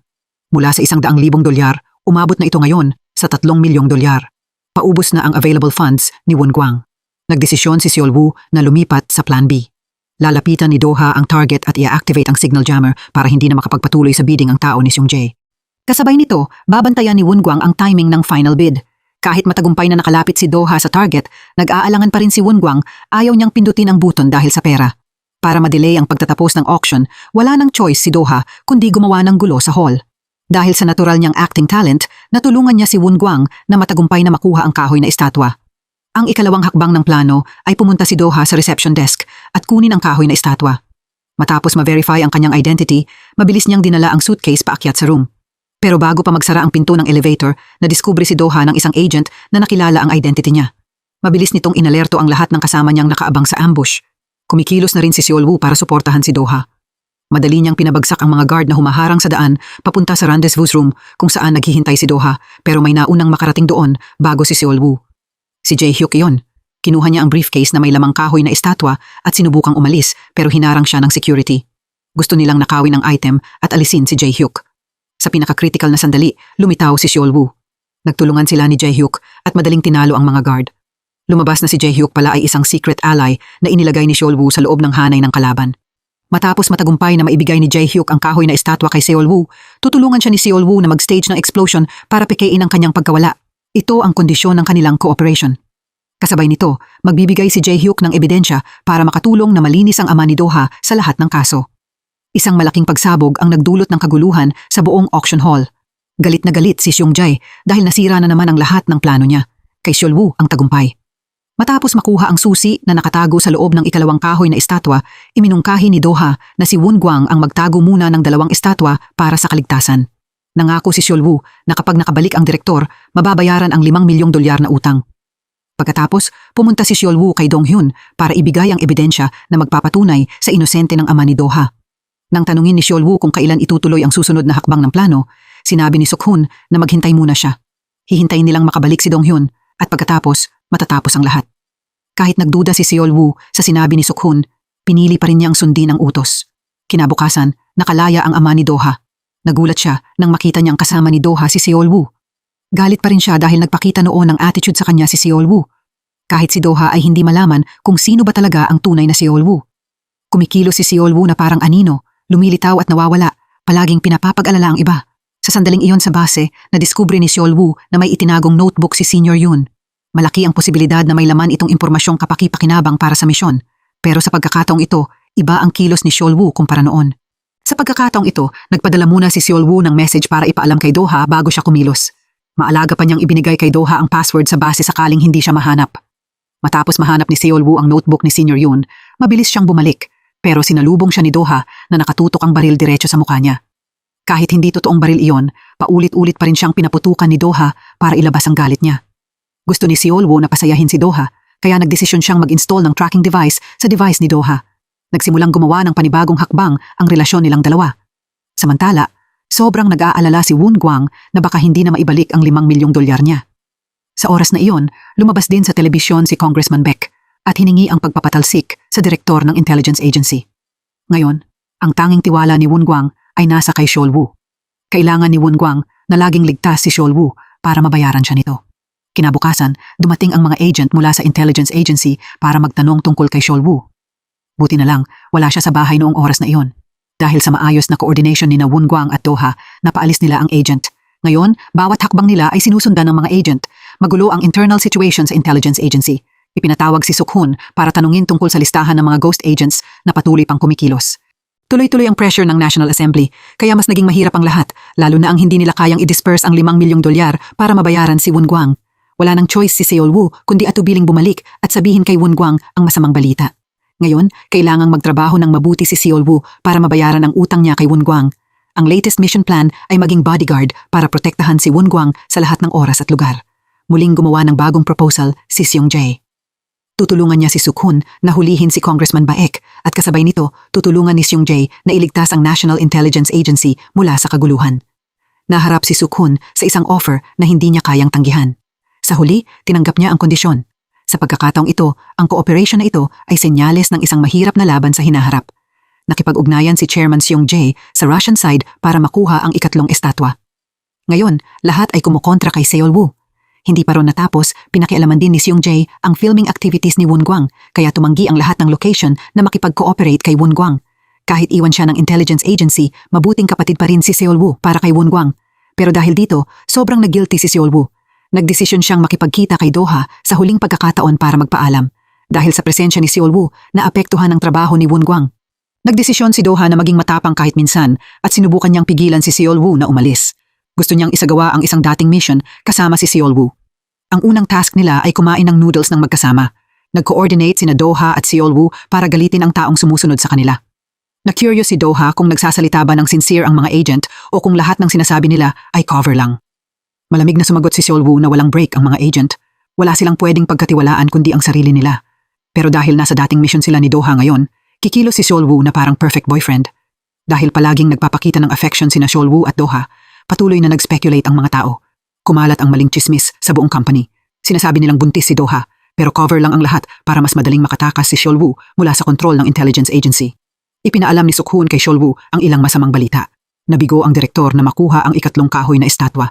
Ngayon, nasa kamay ito ng isang Russian billionaire, kaya gusto ni Suk-hun na alisin si Seol Woo sa susunod na wooden statue mission. Hanggang may dumating na bagong order, kailangan manatili si Seol Woo sa kasalukuyan niyang identity. Biglang nagtanong si Seol Woo. Nag-aalala pa rin siya sa kasalukuyang misyon, pero sinabi ni Suk-hun na siya na ang tatapos nito. Gayunpaman, mukhang kasinungalingan iyon mula kay Suk-hun para mapanatili si Seol Woo sa lugar niya. Ibinigay ng mga tao ni Chairman Seong Jae kay Suk-hun ang file na nag-aakusa kay Congressman Baek gaya ng napagkasunduan. Nakuha na ni Suk-hun ang nakamamatay na kahinaan ni Congressman Baek at sobrang dali na ngayon na pabagsakin siya. Kinabukasan, inilabas ni Suk-hun ang ebidensyang nagpapatunay sa relasyon ni Congressman Baek at ng traidor na si Jae-hyuk. Nagdulot ito ng gulat sa buong assembly. Pinag-uusapan ng lahat ang larawang nagpapakita kay Congressman Baek kasama ang traidor. Sinamantala rin ng ibang kalaban ang pagkakataong ito para atakihin si Congressman Baek. Dahil gustong protektahan ang kanyang posisyon, pumunta si Congressman Baek kay Seong Jae para ipakita ang kanyang loyalty. Tiniyak niya kay Seong Jae na makokontrol niya ang lungsod ng Seoul. Sa kabilang panig, ayaw na ni Seol Woo na basta umupo at maghintay. Kinontak niya ang Russian agent para magtanong tungkol sa ikatlong kahoy na estatwa. Bago iyon, na-decode na rin ni Seol Woo ang nakatagong mensahe sa notebook, ang huling clue na iniwan ni Senior Yoon para sa kanya. Sa mundong ito, iisa lang ang taong makakapagbigay kay Seol Woo ng sagot at iyon ay si Father Michael sa simbahan na madalas puntahan ni Senior Yoon. Malapit ang koneksyon ng code ni Senior Yoon sa Bible, kaya nahulaan ni Seol Woo ang pangalan ng misteryosong pari. Kahit may dumating para magtanong, hindi pa rin nagpakita ng interes ang pari. Nang banggitin lang ni Seol Woo ang pangalan ni Senior Yoon, saka lang siya nagpakita ng kaunting reaksyon. Gayunpaman, tumanggi pa rin ang pari na magbunyag ng kahit ano pa. Hanggang sa bigkasin ni Seol Woo ang password, isang verse mula sa Bible tungkol sa labanan sa langit. Isa itong malaki at nakakatakot na laban sa masamang dragon. Matapos makumpirma ang identity ni Seol Woo, ibinunyag ng pari sa kanya na ang taong madalas pumunta rito para makipagkita kay Senior Yoon ay si Suk-hoon. Bukod pa roon, madalas silang magtalo dahil sa pagkakaiba ng opinyon. Labis na nagulat si Seol Woo matapos malaman ang katotohanan ito. Noong oras na iyon, nakikipagkita si Suk-hoon kay Seong Jae. Opisyal nang bumuo ng alliance ang dalawa. Gusto ni Seong Jae na patunayan ni Suk-hoon ang kanyang loyalty sa pamamagitan ng paghahatid ng buhay ni Seol Woo. Agad pagkatapos noon, nag-ayos si Suk-hoon ng pagkikita kay Seol Woo sa isang secret location para ibigay ang susi. Kahit nagsimula ng maghinala si Seol Woo kay Suk-hoon, nagdesisyon pa rin siyang pagkatiwalaan ang kanyang superior ng isang beses pa. Pinili ni Seol Woo na isugal ang kanyang kapalaran sa dalawang susi. Paglitaw pa lang ni Seol Woo, lumitaw ang mga armadong Russian bodyguard. Pinagtaksilan si Seol Woo ng sarili niyang boss. Malamig na hinugot ni Suk-hoon ang kanyang baril at nagpaputok, dahilan para mahulog si Seol Woo sa ilog. Nang makita niyang unti-unting lumulubog si Seol Woo sa malalim na ilog, nasiyahan si Suk-hoon at tinawagan si Seong Jae para mag-report. Kahit hindi nila nahuli ng buhay si Seol Woo, sapat na kay Seong Jae na mamatay siya sa malamig na ilog. Sa nagyayelong tubig ng snowy winter, dahan-dahang nagkamalay si Seol Woo, hinihila niya ang sarili hakbang-hakbang habang may malalang sugat at patuloy na dumudugo. Ang tanging taong makakapagligtas kay Seol Woo ngayon ay ang trader na agent na si Jae Hyuk. Kumpara sa doktor, mas mapagkakatiwalaan ang dating agent. Labis din siyang nagulat na ganito kalaki ang tiwala ni Seol Woo sa kanya. Alam ni Seol Woo na maaaring patayin siya ni Jae Hyuk, pero pinili pa rin niya itong pagkatiwalaan dahil alam ni Seol Woo na hindi pa tapos ang sama ng loob ni Jae Hyuk kay Seong Jae. Napaka-precise ng sugat na ginawa ni Suk-hoon kay Seol Woo. Tinamaan nito ang parte na hindi nakamamatay. Kailangan ng shooter ng high-level marksmanship para magawa yon. Ang putok na yon ay mensahe rin para kay Seol Woo na mawala muna sandali at ipaubaya ang lahat kay Suk-hoon. Nag-aalala si Do-ha dahil hindi niya makontak si Seol Woo. Agad niyang tinawagan si Woon-gwang. Tanging pagpapakalma lang ang nagawa ni Woon-gwang kay Do-ha na hindi tumakbo si Seol Woo dala ang $5 milyong at baka sumagot ito anumang oras. Biglang may mga yabag na dahan-dahang lumalapit kay Do-ha. Lumabas na si Seol Woo, dala ang kanyang malalang sugat ay bumalik para makita si Do-ha. Nang makita si Seol Woo sa ganoong kritikal na kalagayan, pakiramdam ni Do-ha ay tumigil ang puso niya. Matapos gamutin ni Do-ha ang mga sugat ni Seol Woo, sa wakas ay naging stable ang kondisyon nito. Nang marinig ang balitang malubhang na sugatan ang kanyang malapit na kapatid, nagmadaling pumunta si Woon-gwang para tingnan siya. Ikinuwento ni Seol Woo ang pangyayaring binaril siya ni Suk-hoon. Sinabi niyang ginawa iyon ni Suk-hoon para makumpleto ang wooden statue mission. Sa pagkakataong ito, matapos ang maraming araw ng pagtitiis sa hirap, sa wakas ay nakalaya na si Dong-hyun mula sa kulungan. Pumunta siya kay Suk-hoon para itanong ang status ng mission. Gusto rin malaman ni Dong-hyun kung kumusta si Seol Woo. Nang makita ang nag-aalangang kilos ni Suk-hoon, naintindihan ni Dong-hyun na may masamang nangyari habang nasa kulungan siya. Alam din ni Dong-hyun na ang ikatlong estatwa ay mapupunta sa kamay ng intelligence agency kinabukasan. Nalaman niya ito dahil sa note na iniwan ni Seol Woo noon. Patuloy na iniiwasan ni Suk-hoon ang topic kaya naghinala si Dong-hyun. Araw-araw, nararamdaman ni Dong-hyun na may mali kay Suk-hoon. Dahil dito, palihim siyang sumunod dito at natuklasan niyang nakikipagkita si Suk-hoon kay Seong Jae. Nadurog ang puso ni Dong-hyun nang makita niyang pinagtataksilan ng respetado niyang superior ang bansa. Sa wakas, natipon na ang tatlong susi. Sa main key ay naroon ang coordinate ng lokasyon ng secret room. Dahan-dahang bumukas ang pinto ng room sa ilalim ng maingat na tingin ni na Seong Jae at Suk-hoon. Sa loob ay may koleksyon ng rare antiques kasama ang napakalaking halaga ng pera, kabuuang yaman na kayang yumanig sa ekonomiya ng isang bansa. Bago pa makapagdiwang si Chairman Seong Jae, lumitaw si Dong-hyun dala ang arrest warrant. Gamit ang kapangyarihan ng prosecutor, kayang i-detain ni Dong-hyun ang mga pinaghihinalaang may krimen. Kahit si Suk-hoon ay hindi nakapagpatakot kay Dong-hyun. Binigyan niya ang traidor ng isang warning punch at sinabi na kung may sasabihin si Suk-hoon, sabihin niya iyon sa korte. Nanatiling kumpiyansa si Seong Jae kahit na-detain siya.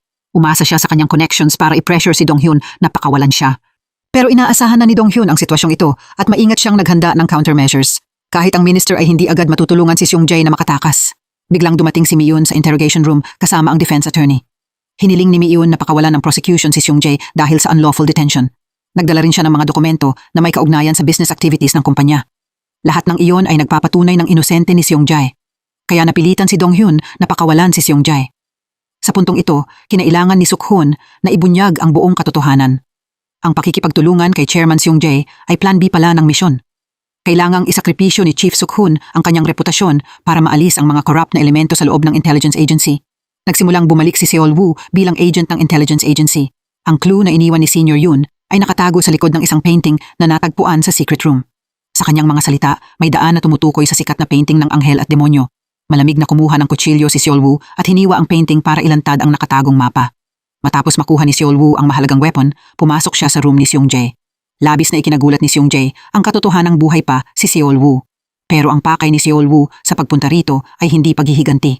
Dumating siya para makipag-deal. Sa halip na gamitin ni Seung-jae si Suk-hoon sa kanyang scheme, iminungkahi ni Seol-woo na siya ang pumalit kay Suk-hoon. Mas naiintindihan ni Seol-woo ang sarili niyang kakayahan at combat skills kaysa kanino man. Basta mag-alok si Seung-jae ng makatwirang presyo, pwede nang magsimula ang kanilang cooperation. Napansin ni Seol-woo na nagbago ang ekspresyon ni Seung-jae nang mabanggit ang pangalan ni Congressman Baek. Nahulaan niyang hindi pa rin nahahanap ang video recording ng illegal transaction. Kung hindi, matagal na sanang napabagsak si Congressman Baek sa halip na malaya pa ring nakakagalaw. Nanatiling naghihinala si Seung-jae sa mga sinabi ni Seol-woo. Nag-alangan siya, hindi sigurado kung dapat ba niyang pagkatiwalaan ang isang taong minsan na niyang naging kalaban. Nang maramdaman ang pag-aalinlangang ito, nagmungkahi si Seol-woo ng solusyon. Dapat subukan ni Seung-jae si Suk-hoon. Kung mahulog si Suk-hoon sa trap, mapapatunayan nitong nagsasabi ng totoo si Seol-woo at pwede nang magsimula ang kanilang cooperation pagkatapos noon. Ngayon, may isa pa ring mahirap na palaisipan na hindi pa nalulutas. May nagpanggap bilang senior yun para magpadala ng mga mensahe kay Seol-woo. Ang goal din ng taong iyon ay ang nawawalang video. Gusto ng impersonator na ganap na kontrolin si Seol-woo kaya nagbanta siyang sasaktan ang mga taong malapit sa kanya. Ito ang critical weakness na gustong itago ng bawat agent. Para mapigilan ang impersonator na kumilos ng padalos-dalos, babalik si Seol-woo sa identity niya bilang bodyguard. Ang task na ibunyag ang tunay na identity ng mastermind ay hahawakan ni Dong-hyun. Ang unang tinarget ni Dong-hyun ay si Congressman Baek. Kasalukuyan siyang sobrang busy sa kanyang campaign para sa Seoul mayoral election. Para pagtakpan ang mga dating maling ginawa, nag-stage si Congressman Baek ng eksena ng pagluhod sa harap ng publiko. Hindi nagustuhan ni Dong-hyun ang peking aksyong ito. Aktibo siyang humakbang para guluhin ang event at sinabihan si Congressman Baek na pumunta sa prosecutor's office para magbigay ng buong statement. Gumamit si Dong-hyun ng ilang psychological tactics para malaman kung si Congressman Baek ang nagpadala ng mga sulat. Pagkatapos noon, sigurado na si Dong-hyun na hindi si Congressman Baek ang sender. Bigla, sa filming set, lumitaw si Suk-hoon. Galit na galit siya at gusto niyang malaman kung ano ang ginagawa ni Seol-woo roon. Hindi ba naiintindihan ni Seol-woo ang ibig sabihin ng pagkakabaril sa kanya? Pero ayaw ni Seol-woo na humigalang at tanggapin iyon. Gusto niyang tapusin ang laban na ito mismo. Balak niyang ibunyag ang tunay na identity ng taong nagpadala ng sulat. Pumunta si Seol-woo kay Seung-jae para makita ang resulta ng test na inayos niya noong nakaraang araw. Nangyari ang lahat eksakto sa hula ni Seol-woo. Nagmungkahi si Seol-woo kay Seung-jae. Kung gusto ni Seung-jae na alisin si Congressman Baek, dapat siyang kontakin nito. Matapos umalis sa room ni Seung-jae, pumunta si Seol-woo sa simbahan kung saan dating nagkikita ang mga agent. Nagpadala si Father Michael sa kanya ng warning letter. Sinabi nito na mas mabuti kung hindi makikipag-ugnayan si Seol-woo sa bagay na nagtulak kay senior yon sa kamatayan. Kung magkakaroon siya ng pagkakataon, dapat mawala si Seol-woo at mamuhay ng normal. Sinabihan niya si Seol-woo na huwag magtiwala kanino man. Sa kabilang panig, nagsimula na rin kumilos si Congressman Baek. May pinadukot siyang financial director ng corporation. Gusto ni Congressman Baek na malaman ang lokasyon ng mga secret documents ni Seung-jae. Kasabay nito, tinakot niya ang direktor na tumayo bilang witness tungkol sa secret fund ng corporation. Isa itong pataksil na pag-atake laban kay Seung-jae. Opisyal na nagsimula ang operation nang mahuli ni Seol-woo ang direktor. Dinala siya ni Seol-woo kay Dong-hyun para ibigay ang mga secret documents. Lahat ng ebidensya tungkol sa Black Fund ay natipon dito. Galit na galit si Suk-hoon dahil sinuway ni Seol-woo ang kanyang mga utos. Samantala, nag-ayos si Seol-woo ng taong maghahatid ng recording ng usapan kay Congressman Baek. Ito ang ebidensyang magtatapos sa political career ni Congressman Baek. Sobrang nasiyahan si Seung-jae sa mga resultang dinala ni Seol-woo. Lahat ng secret documents ay ibinigay kay Seung-jae. Kapalit nito, makakatanggap si Seol-woo ng $5 milyong bilang exchange fee. Napagtanto ni Suk-hoon na pwedeng makumpleto ng maayos ang plano kahit wala siya, kaya isinumite niya ang kanyang resignation sa direktor. Magre-retiro si Suk-hoon mula sa agency at mamumuhay ng tahimik. Ang lahat ng pag-asa ay ipagkakatiwala na ngayon kay Seol-woo. Kasunod ng hint na ibinigay ni Father Michael bago siya mawala, nalaman ni Seol-woo na lalabas ang huling sagot sa 58th floor. Hindi inaasahan, ang taong lumitaw roon ay si Mi-eun, o mas eksakto, isa siyang ghost. Nagulat din si Mi-eun na mabilis na natuklasan ni Seol-woo ang sikreto. Nagsimulang ipaliwanag ni Seol-woo na ang letter sender ay isang taong kilalang kilala ang identity niya. Si Mi-eun ang nakipagtulungan kay Dong-hyun para gawing bodyguard si Seol-woo. Kasabay nito, malinaw ding alam ni Mi-eun ang lahat ng relasyon at kilos ni Seol-woo habang nasa operation. Para magawa iyon, kailangan ni Mi-eun ng special identity at si Mi-eun ay matagal ng undercover agent. Ngayon kailangang hanapin ni Mi-eun at Seol-woo ang item na iniwan ng yumaong chairman. Ito ang tanging clue para mahanap ang nawawalang tape. Kahit ang isang may seniority sa intelligence agency tulad ni Dong-hyun ay hindi alam ang tunay na identity ni Mi-eun. Isa siyang babaeng handang gamitin ang kanyang ganda bilang weapon. Matapos mag-resign mula sa intelligence agency, Palaging mag-isang kumilos si Mi Iyon. Isa siyang pragmatist na ginagawa ang lahat para mabuhay. Noong naaksidente si Won Guang, hindi nagdalawang isip si Mi Iyon na pakasalan si Seung Jae para protektahan ang sarili niya. Ginawa rin niya iyon para protektahan ang pinakamahalaga sa kanya. Habang pauwi, biglang tinawagan ng direktor si Dong Hyun. Gusto ng direktor na personal na i-report ni Dong Hyun ang lahat ng bagay na may kinalaman sa operation. Bilang superior, walang pagdududa si Dong Hyun sa mga sinabi ng direktor. Kasama rin sa operation na ito si Seung Jae. Kahit asawa siya ni Mi Yun, ganap na aalisin ni Mi Yun ang kahit sinong haharang sa daan niya. Tinawag ni Seung Jae si Mi Yun sa office at ipinakita ang isang hidden camera na nakakabit sa likod ng pader. May isang secret office na nagre-record ng illegal transactions. Ito ay parehong guarantee measure at pinagmumulan ng kapangyarihan ng corporation. Na-curious si Mi Yun kung bakit ibinunyag ni Seung Jae ang ganoon kalaking sikreto sa kanya. Kusang ibinunyag ni Seung Jae ang lahat ng sikreto dahil mula ngayon, si Mi Yun ang magiging direktor ng fund ng kumpanya. Matapos obserbahan ni Seol Woo ang buong secret room, napansin niya ang mga tropeyo mula sa pangangaso na nakasabit sa buong pader. Kahit ang mga baril ay may dragon engravings na nakatatak sa kanila. Naisip ni Seol Woo kung may real estate ba ang corporation na bagay para sa pangangaso. Ayon sa mga secret documents na nakuha, may isang bundok sa malapit na madalas puntahan ng yumaong chairman. Nagdesisyon si Seol Woo na mag-disguise bilang environmental worker para mag-imbestiga. Matapos marinig ang mga kwento mula sa mga taga roon, nalaman niya na pumunta rin dito si Senior Yun para mag-imbestiga, pero namatay siya. Inabot ng 3 araw ng pag-akyat sa bundok bago siya nakabalik. Bago umalis, napansin ni Seol Woo ang mga ukit sa mga baril. Sinabi ng mga taga roon, lahat ng baril dito ay may ganitong ukit, pero walang nakakaalam ng ibig sabihin nito. Samantala, nakumpirma ni Mi Yun na ang iniwan ng yumaong chairman ay ang will, na ibinibigay lang sa bagong chairman kapag namana na nito ang corporation.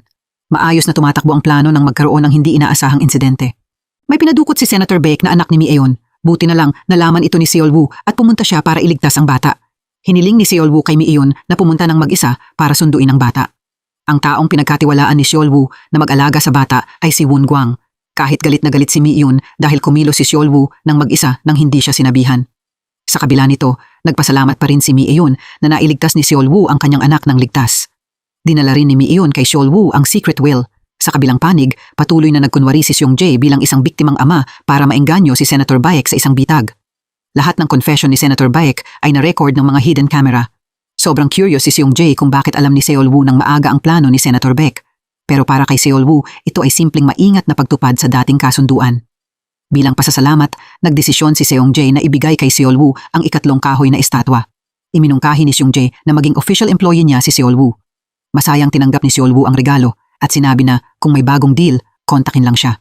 Pagbalik ni Seol Woo sa kanyang base, sinimulan niyang suriin ang will na iniwan ng chairman. Walang bakas ang papel na nahawakan o napakialaman ito. Ito ang will na isinulat mismo ng yumaong chairman. Kahit maikli ang laman, napaka-precise ng pagkakasulat nito. Nag-iwan ng huling will statement ang lone hunter. Sa wakas, nalutas ni Seol Woo ang misteryong ito. Kasabay nito, nag-ayos ang direktor na makipagkita kay Dong Hyun sa labas. Dala ni Dong Hyun ang lahat ng ebidensyang hawak niya. Dahil dito, inutusan ng direktor ang isang tao na saktan si Dong Hyun. Kahit nagtatago, natanggap ni Suk-hoon ang larawang ipinadala ni Dong Hyun. Agad siyang tumawag para balaan si Seol Woo, pero huli na ang lahat. Tarantang nagmaneho si Seol Woo papunta sa lugar na pinaniniwala ang meeting point para sa deal. Ang direktor mismo ang nakipagsabuatan kay Seung Jae para makuha ang nawawalang tapes. Naaksidente sa kotse si Dong Hyun. Kasalukuyan siyang nasa kritikal na kondisyon at hindi maganda ang prognosis. Nakita ni Seol Woo na sinaktan ang pinakamalapit niyang kasama at hindi niya kayang manatiling kalmado.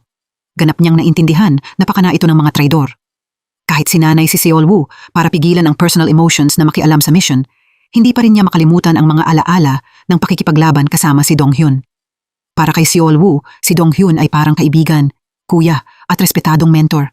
Hindi ba paghihigantihan ang sama ng loob na ito? Kung hindi ngayon, kailan pa? Kinabukasan, hinalughog ng intelligence agency ang base ni Seol Woo. Hinalughog ang lahat pero hindi nila siya nahanap. Pinaratangan ng direktor si Dong Hyun bilang isang traidor na spy. Kahit si Suk-hoon na nag-resign na ay ipinatawag pa rin. May masamang kutob si Do-ha tungkol kay Seol Woo.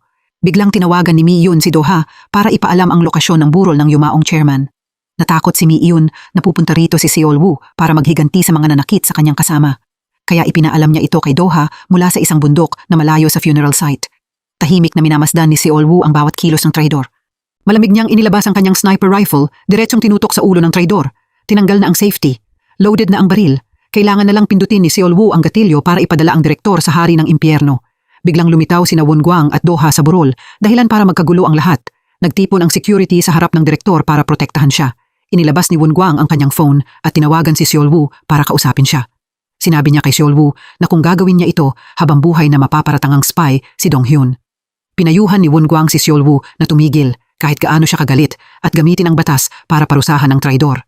Matapos matagumpay na mapigilan ni Won-gwang si Seol-woo, pumunta siya sa ospital kung saan ginagamot si Dong-hyun. May ilang salitang gustong sabihin ni Won-gwang sa mga reporter na nandoon. Lahat ng akusasyon laban kay Dong-hyun bilang spy ay kasinungalingan. Si Dong-hyun ang pinakamatuwid na prosecutor sa Korea. Sumabog sa balita ang lahat ng dyaryo matapos ang statement ng sikat na aktor, sinamantala ang pagka-distract ng lahat mula sa hospital room. Nag-disguise si Seol-woo bilang doktor para bisitahin si Dong-hyun, kahit isa siyang top-tier ghost agent. Nadiskubre si Seol-woo ng asawa ni Dong-hyun. Alam niyang ang identity ni Seol-woo ay kasamahan ni Dong-hyun at isang junior na palaging nag-aalala kay Dong-hyun. Ibinunyag niya na sinabi ng doktor na wala pang 3 araw ang itatagal ni Dong-hyun pero hindi ganoon kahina si Dong-hyun. Siguradong gigising siyang malakas matapos ang setback na ito. Tiniyak ni Seol-woo sa asawa ni Dong-hyun na maayos ang lahat, susundin niya ang batas, at huhulihin niya ang lahat ng masasamang tao at pagbabayarin sila. Noong gabi ring iyon, pumasok si Seol-woo sa bahay ng direktor. Dumating lang siya para ihatid ang kanyang huling declaration of war. Hindi siya papatayin ni Seol-woo, kundi gagawin niyang buhay na impyerno ang buhay nito. Pagkaalis, pumunta si Seol-woo para makipagkita kay Mi-eun. Gusto niyang kumpirmahin na magpapatuloy ang operation plan kahit sangkot ang asawa ni Mi-eun sa kaso. Naiintindihan ni Mi-eun na oras na para tapusin ang matagal ng digmaang ito, kaya nagdesisyon siyang tulungan si Seol-woo na hanapin ang kahinaan ng direktor. Kinabukasan, bumalik si Seol-woo sa kanyang trabaho. Kahit agresibong hinahabol siya ng intelligence agency, hindi siya natakot. Samantala, ibinunyag ng direktor kay Seung-jae ang identity ni Mi-eun. Siya ang taong ipinadala ng direktor para kumuha ng impormasyon mula sa panig ni Seung-jae. Kahit ayaw maniwala ni Seung-jae, pinatunayan ng lahat ng ebidensya na agent si Mi-eun. Ayon sa intelligence na natanggap kamakailan ng direktor, tinutulungan din ni Mi-eun si Seol-woo sa operation. Si Seung-jae, kahit mahal na mahal niya ang kanyang asawa, kailangan pa rin gumawa ng test. Tinanong niya si Mi-eun kung ano ang tingin nito sa intelligence director. Hindi masyadong maraming alam si Mi-eun, kaya sumagot siya base sa personal niyang nararamdaman. Pagkatapos, ibinunyag ni Seung-jae na ang kahinaan ng direktor ay nakatago sa isang secure safe. Isa itong perpektong bitag na ayaw ni Seung-jae na mahulog ang kanyang asawa. Nahulog si Mi-eun sa bitag. Hindi nagtagal, sinuri ng mga tauhan ni Seung-jae ang handbag niya pero wala silang nakita, kaya labis na nalito si Seung-jae. Gamit ang kanyang karanasan bilang ghost agent, napansin ni Mi-eun ang kasinungalingan ng kanyang asawa. Nagtagumpay siyang nakawin ng secret documents para ipagpalit sa direktor. Kailangan ding kumilos ni Seol-woo sa susunod na hakbang ng plano. Siya at si Won-gwang ay nagsagawa ng direct interview kay Seung-jae. Lalo na si Seol-woo, maingat siyang naghanda ng homemade bomb para tapusin ang operation na ito. Nag-disguise siya bilang studio staff member para makalapit kay Seung-jae. Gamit ang kanyang homemade bomb, nagawang kontrolin ni Seol-woo si Seung-jae. Taos-puso niyang pinayuhan si Seung-jae na huwag gumawa ng kahit anong kalokohan o subukang tumakas. Tanging ang katotohanan lang ang makakapagligtas sa kanya. Ang humarap kay Seung-jae ay ang ex-lover ng kanyang asawa na si Won-gwang na direktang sumali sa interview. Naging matindi ang interview nang ibunyag ni Won-gwang na 2 beses sinubukan ni Seung-jae na ipapatay siya. Nagdulot ito ng matinding ingay sa publiko. Kahit gaano pa itanggi ni Seung-jae, hindi siya makakatakas. Inilabas ni Won-gwang ang isang voice recorder na nag-record ng usapan ni Seung-jae. Ang recording ay naglalaman ng utos ni Seung-jae na ipatanggal si Won-gwang, unti-unting naging magulo ang lahat. Balak sana ng direktor na umalis sa office pero nakatanggap siya ng tawag mula kay Seol-woo. Kapag ibinaba ng direktor ang tawag o sinubukang tumakas, sasabog ang bomba sa ilalim ng mesa. Galit na tinanong ng direktor kung ano ang gusto ni Seol-woo. Malamig na sumagot si Seol-woo na paghihiganti iyon. Patuloy na itinanggi ni Seung-jae ang mga akusasyon ni Won-gwang, sinasabing ibang tao ang gumawa ng lahat at wala siyang alam. Napansin ni Seol-woo na matigas pa rin si Seung-jae. Binalaan ni Seol-woo na pasasabugin niya ang bomba kung hindi magsasabi ng totoo si Seung-jae. Dahil kailangan niyang protektahan ang sarili niyang buhay na nasa panganib, wala nang choice si Seung-jae kundi sabihin ang totoo. Sinabi niya na ang taong nasa likod ng lahat ay ang intelligence director. Galit na galit ang direktor dahil pinagtaksilan siya. Gusto ni Seung-jae na patunayan ang kanyang mga salita, kaya ipinakita niya ang isang audio file na may ebidensya ng mga utos ng direktor. Ang intelligence director ay ngayon parang baliw na demonyo. Kaya sinabi ng direktor kay Seol-woo na sige, pasabugin na niya ang bomba. Pumayag si Seol-woo sa kondisyong binanggit nito. Malamig niyang pinindot ang detonation switch pero walang nangyari. Lumabas na iyon pala ang switch ng secret room na nag-record ng confession ng direktor. Agad na pinaaresto ni Suk-hoon ang direktor sa kasong treason. Natapos ang interview na ang tagumpay ay napunta kay Seol-woo. Pagkatapos, dinala si Seung-jae sa station ng mga pulis.